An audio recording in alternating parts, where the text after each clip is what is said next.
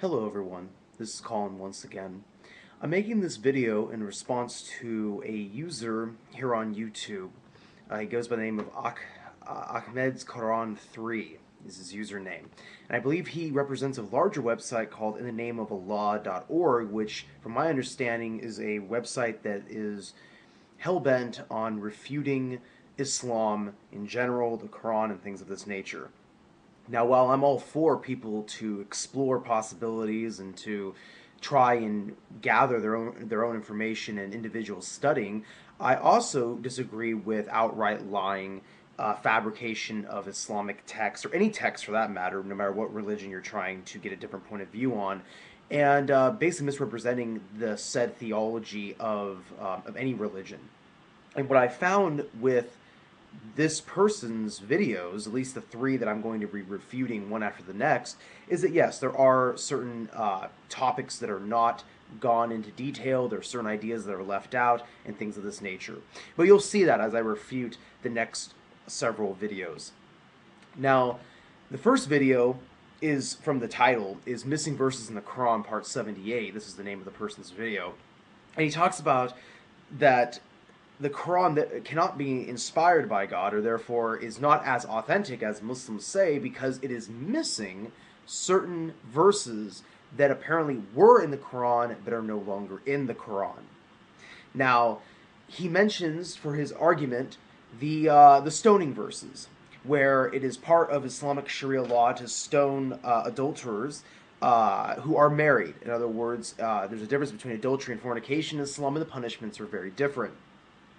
Now, he cites a hadith where the companion of the Prophet Muhammad, Umar, reports that there was a verse that they did recite that talked about stoning adulterers, and that this was a practice, this was a sunnah of the Prophet Muhammad, and that he was afraid that if the people would forget that this was a practice, that this was a part of Islamic Sharia, and that they would not practice this, they would not implement this anymore. Now, he makes a big deal about this, and he says that how do we know that the Quran we have today is authentic if we obviously have verses that were abrogated? And he kind of pokes fun at the whole concept of Islamic abrogation. This is probably one of the most misunderstood concepts of the Quran and of Islam. One of the major misconceptions is the idea of abrogation in Islam. Now, the thing is that the Quran was not canonized, it was not compiled in a book form until many years after the Prophet, during the reign of Abu Bakr as the first caliph. Now, I'm sure this person knows this because I think he mentions this in some of his videos. But what does that mean? That means that when there was a resuscitation of the Quran was revealed over a period of time, and yes, there were verses that were relevant, and then they became irrelevant, and they were abrogated, and the Quran mentions this in its own pages. It says that we do have things forgotten, we do replace things with things that are better. So the Quran actually admits this, and there are hadiths that admit this as well. Now, about hadith study is that there are levels of authenticity of hadiths. And the fact is, this hadith is an isolated hadith. This hadith is only reported by Umar. This is the only individual who mentions this concept that this was a revealed verse in the Quran.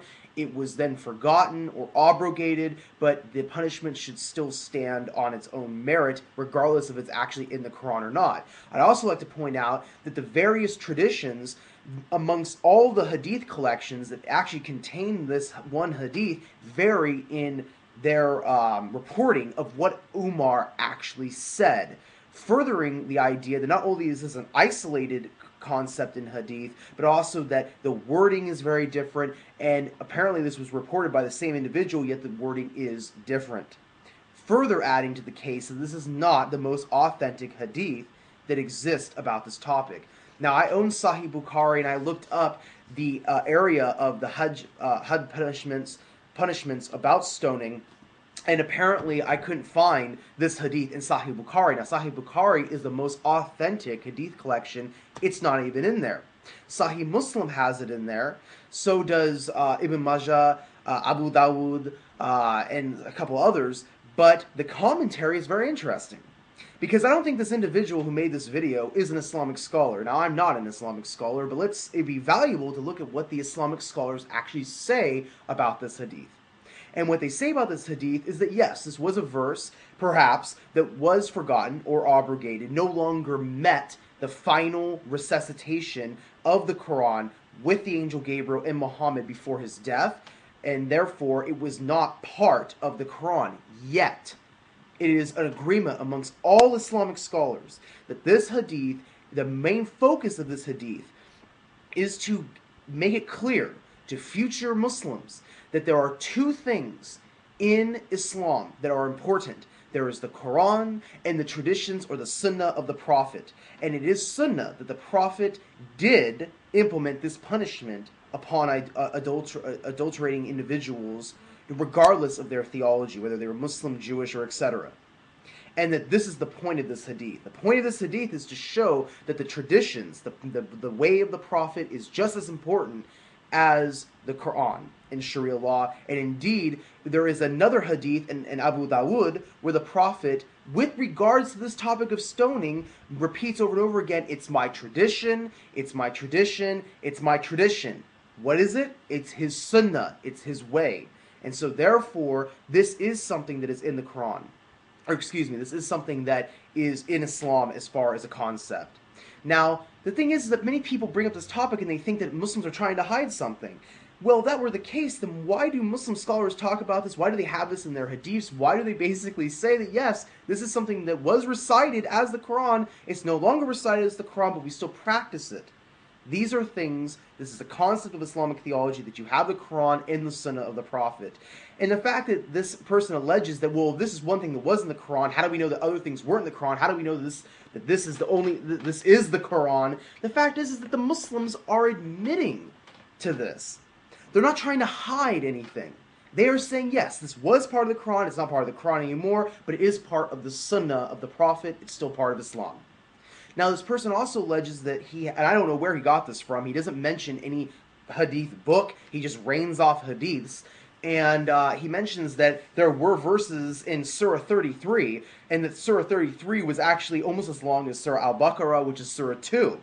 Now, I checked, this is volume 6 of Sahih Bukhari, and this majority of this volume has commentary on every chapter in the Quran, and I looked up Surah 33, and I could not find any hadith that mentioned what this person quoted, that Surah 33 was just as long, or that it had many verses that were no longer recited as that surah anymore. I have not found those anywhere in that hadith. So I encourage the person who posted this video to give his sources so that we might be able to analyze the said verses of the topic of, was Surah 33 longer than Surah Al-Baqarah and things of this nature. So thank you for watching this video. I hope it was informative, and I encourage this sort of discussion with honest facts, and we'll be getting to the next two videos made by this user in a moment. Thank you. Peace be with you all.